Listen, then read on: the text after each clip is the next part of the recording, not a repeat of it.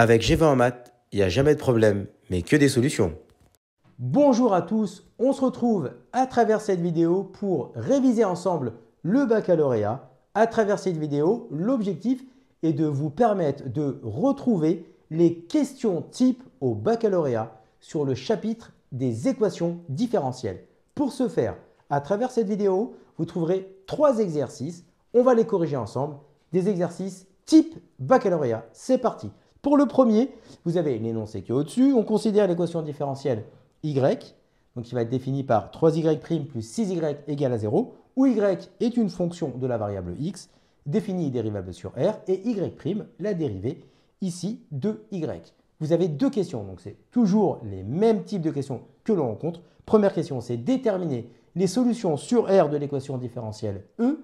Et ensuite, la deuxième question, c'est en déduire la solution f de l'équation différentielle e, vérifiant la relation f de 0 est égale à 4, ou plus précisément, la condition f de 0 égale à 4. Donc, on y va pour la première question. Donc, en fait, ici, nous avons l'équation différentielle 3y' plus 6y égale à 0. Vous avez le rappel qui va ici apparaître. Ça vous donne la définition et la méthode de la solution, en fait, l'expression de la solution générale de notre équation différentielle. Donc, en fait, ici, la première chose que nous allons faire, eh bien, c'est d'exprimer y' en fonction de y. Ça veut dire quoi? Ça veut dire, en fait, tout simplement qu'on va isoler y'. Donc, ça nous fait 3y' égale moins 6y. Ensuite, on va diviser par 3 pour avoir y' tout seul. Donc, ça nous fait y' égale moins 6 divisé par 3 fois y. Autrement dit, y' est égal à moins 2y. Et donc, ça, c'est la forme sur laquelle vous devez arriver. Donc, c'est toujours y' égale une expression qui va dépendre de y. Une fois qu'on a fait ça, eh bien, à travers le rappel, on va identifier ici la valeur de a.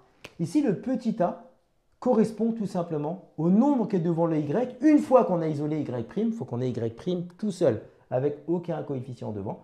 Donc, le a ici, c'est moins 2.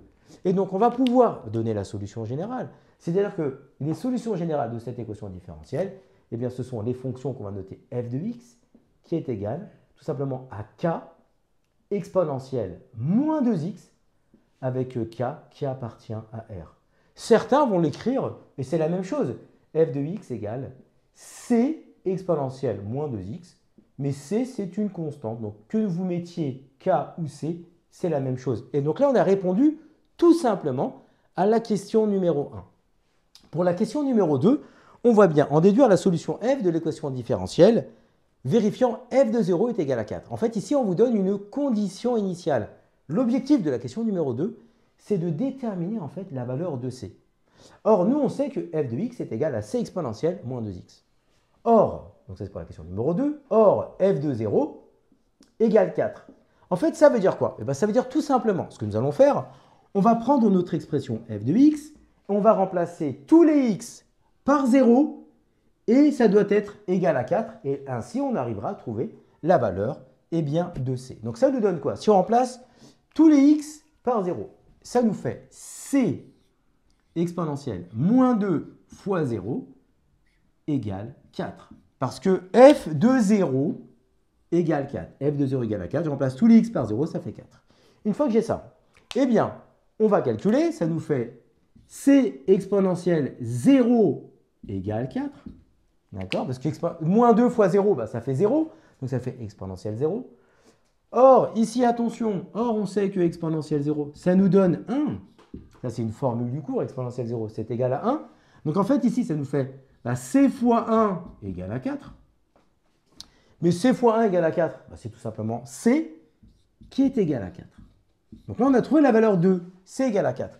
Et bien maintenant, si on veut répondre à la question en déduire la solution f de l'équation différentielle e vérifiant f de 0 est égal à 4, il nous suffit de prendre la fonction f de x que nous avions trouvée à la question numéro 1 et de remplacer la valeur de c par 4. Si vous aviez pris cette expression, c'est la même chose, on aurait travaillé ici avec la lettre k, ce qui est strictement la même chose. Donc au final, on va obtenir f de x est égal à 4, parce qu'on a déterminé la valeur de c qui est égale à 4, exponentielle moins 2x. Et donc là, on a répondu à l'exercice. Donc c'est un exercice classique que l'on peut rencontrer ici au bac, on passe à un exercice numéro 2. C'est parti. Deuxième exercice classique sur les équations différentielles. Vous avez l'énoncé, on le voit ensemble. On considère cette fois-ci l'équation différentielle de y' moins 4y égale à 12, où y est une fonction de la variable x, définie et dérivable sur grand R, et y' la fonction dérivée de y. Première question, c'est déterminer les solutions sur R de l'équation différentielle E, et ensuite, le plan est muni d'un repère. Déterminer la solution f de E dont la courbe représentative CF dans le repère passe par le point A de coordonnées ln de 5, 2. Donc on va faire ces deux questions. La différence de tout à l'heure, c'est qu'on observe ici que nous n'avons pas 0, on a 12, et donc on parle ici d'un second membre. Donc on va vous donner ici le rappel tout de suite qui va apparaître sur comment obtenir les équations différentielles avec ce type de format. Donc l'idée, c'est d'arriver à y' est égal à AY plus B. D'accord? Donc, ce que nous allons faire, on va isoler le y'.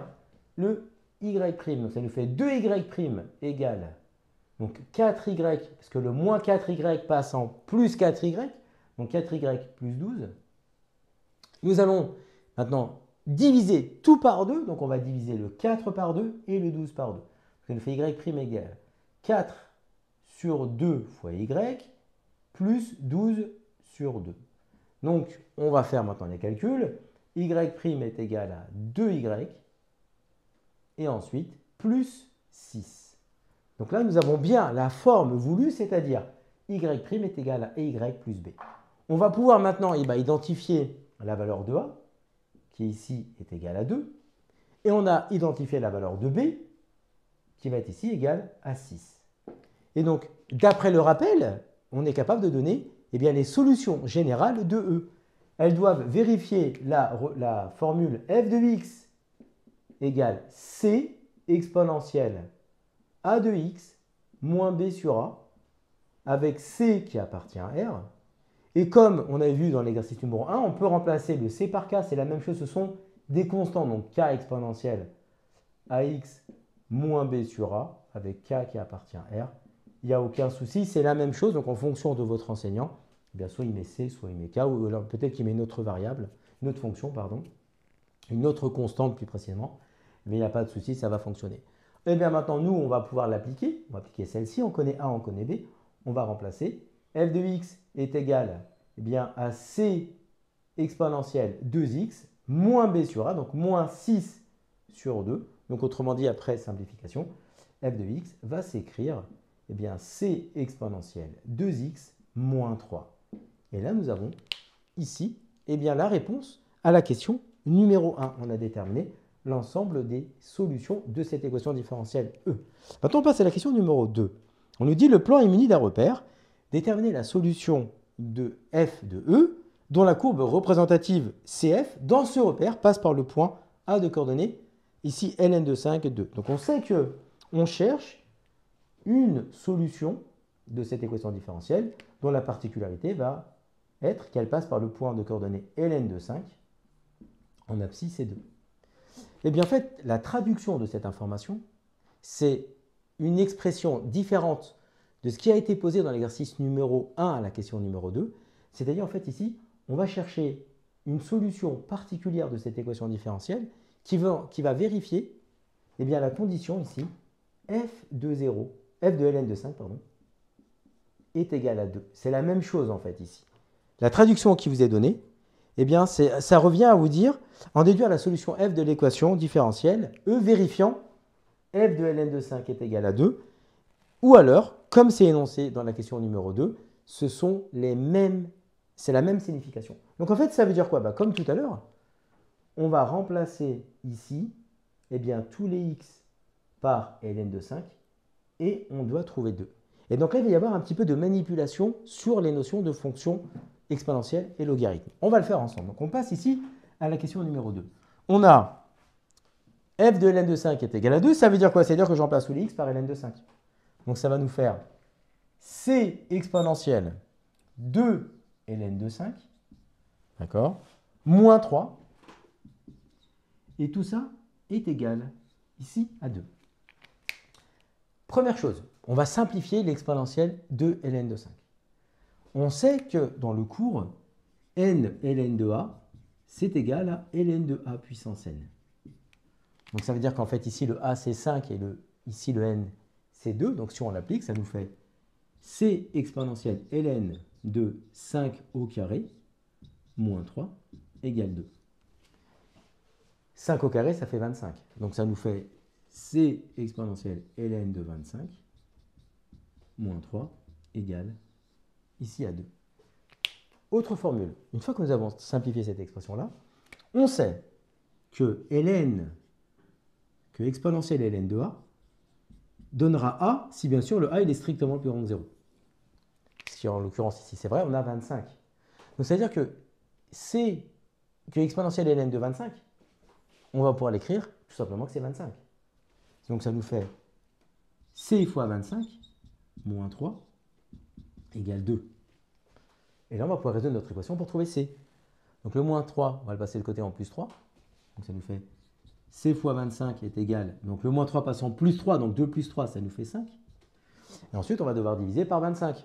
Donc ça va nous faire c égale 5 divisé par 25. Donc si on simplifie, 5 divisé par 25, 5 c'est 5 fois 1. 25 c'est 5 fois 5. Donc on va pouvoir simplifier par 5. Donc il va nous rester un cinquième. Donc le c, c'est un cinquième. Donc au final, pour la question numéro 2, eh bien, c'est de reprendre l'expression générale des solutions de l'équation E, mais comme nous avions une contrainte, c'est-à-dire f de ln de 5 est égal à 2, eh bien c'est remplacer le c par ce que nous venons de déterminer, c'est-à-dire par un cinquième. Et donc au final, on va avoir la solution pour la question numéro 2, c'est f de x égale 1 cinquième. Et après, on reprend exponentielle 2x moins 3. Et donc ça, c'est l'exercice type numéro 2 que l'on peut rencontrer au baccalauréat. On passe au troisième type d'exercice classique. Troisième exercice type que l'on peut rencontrer le jour J au baccalauréat pour les équations différentielles. Vous avez l'énoncé qui apparaît au-dessus. Donc soit f, la fonction définie sur R par f de t égale cosinus t plus 2 sinus t. On considère l'équation différentielle E, y seconde plus y égale à 0. Et en fait, là, vous avez une affirmation, parce que le jour du bac, on peut avoir une affirmation à justifier, est-ce qu'elle est vraie ou est-ce qu'elle est fausse. Donc en fait, ici, dans l'affirmation, c'est la fonction f est solution sur R de l'équation différentielle E. Donc en fait, ici, il nous demande dans l'affirmation, est-ce que cette fonction, elle est bien solution de l'équation différentielle E, et qu'elle vérifie également les conditions initiales, y de 0 est égal à 1 et y' de 0 est égal à 2. Donc en fait, ici, on va avoir besoin, à un moment donné, de dériver la fonction f et de faire la dérivée seconde, c'est-à-dire en fait de dériver à nouveau la dérivée que nous aurons calculée précédemment. Donc déjà, dans un premier temps, on va déjà se faire des petits rappels, c'est-à-dire quelle est la dérivée de cosinus t. D'accord? Donc ça, c'est des formules qu'il faut connaître. La dérivée de cosinus t, eh bien ici, ça c'est moins sinus t. Et la dérivée de sinus t, c'est cosinus t. Donc maintenant, ici, on souhaite vérifier que la fonction f, elle est solution de l'équation différentielle E et qu'ensuite elle respecte ce qu'on appelle ici les conditions initiales. Alors déjà, dans un premier temps, le fait qu'on écrive y de 0 est égal à 1 et y' de 0 est égal à 2, ça peut se traduire par f de 0 égale à 1 et f' de 0 égale à 2. Donc dans un premier temps, la première chose que nous allons faire, c'est vérifier si f de 0 est égal à 1. On va le vérifier. Donc on va calculer f de 0. Donc en fait ici, on va remplacer tous les t par 0. Et on fait le calcul. Il faut qu'on obtienne ici 1. Si on obtient 1, cette première condition est vérifiée. Ensuite, on va dériver la fonction f pour vérifier cette condition-là. Et si ça marche, il suffira de dériver à nouveau la dérivée pour ensuite s'assurer que f seconde et f sont bien, en fait, la somme des deux est bien solution de E. Donc là, il y a 3 étapes à faire. Donc la première, on vérifie f de 0. Donc f de 0 égale, quand on fait le calcul, ça nous fait cosinus de 0 plus 2 sinus de 0. D'accord? Donc on va bien réécrire cosinus de 0. Cosinus ici de 0. Mais cosinus de 0, donc là, il faut connaître son cercle trigonométrique. Cosinus de 0, c'est égal à 1. Et sinus de 0, c'est égal à 0. Donc là, on a f de 0 qui va s'écrire 1 plus 2 fois 0. Autrement dit, ça veut dire que f de 0 est égal ici à 1. Donc, ça c'est vérifié, c'est top. On vérifie maintenant f' de 0 égale à 2. Mais ça veut dire quoi? Ça veut dire qu'il nous faut la dérivée de la fonction f.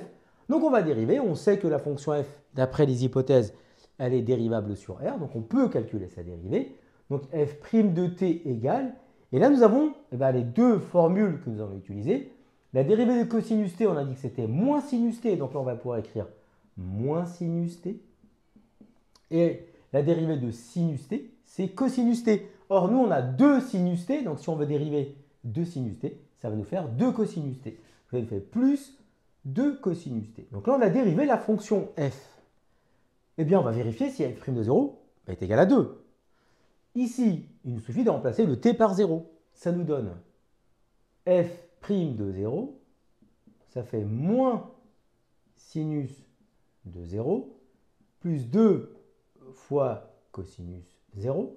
Or, on a dit tout à l'heure que sinus 0, c'était 0 et cosinus 0, c'est égal à 1. On le remet ici.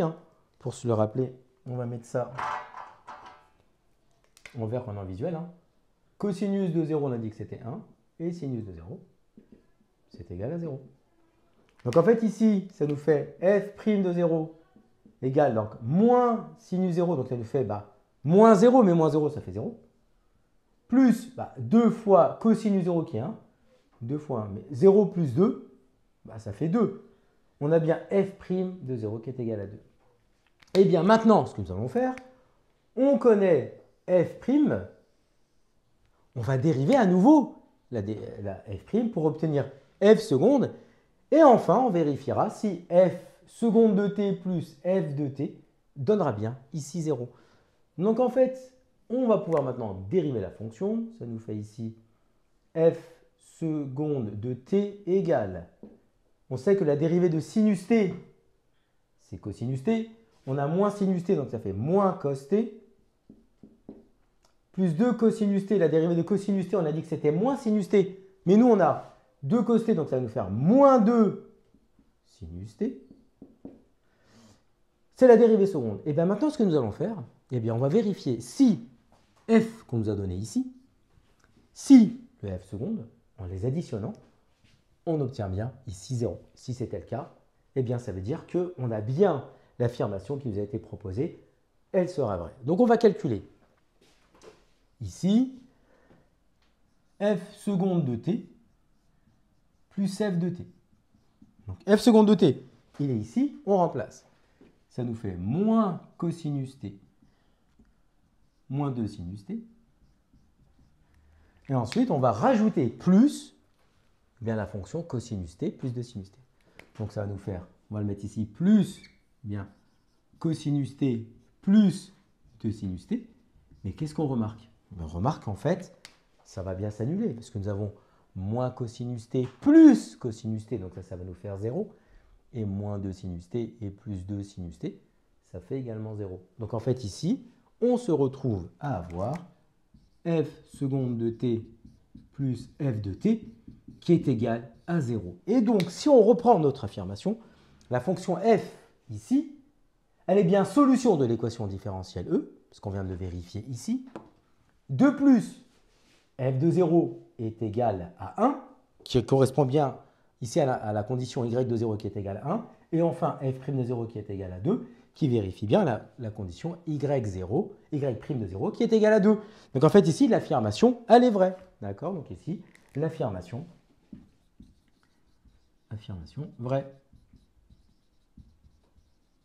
Et donc, pour résumer, vous avez eu dans cette vidéo 3 exercices. Ce sont des exercices classiques pour ici le baccalauréat. Il vous suffit de bien les reprendre et vous serez prêt le jour J sur cette notion. N'hésitez pas à partager cette vidéo autour de vos copains qui passent le bac, de mettre un pouce pour supporter toute l'équipe. Et nous, on se retrouve très prochainement pour des vidéos sur les autres chapitres. À très bientôt!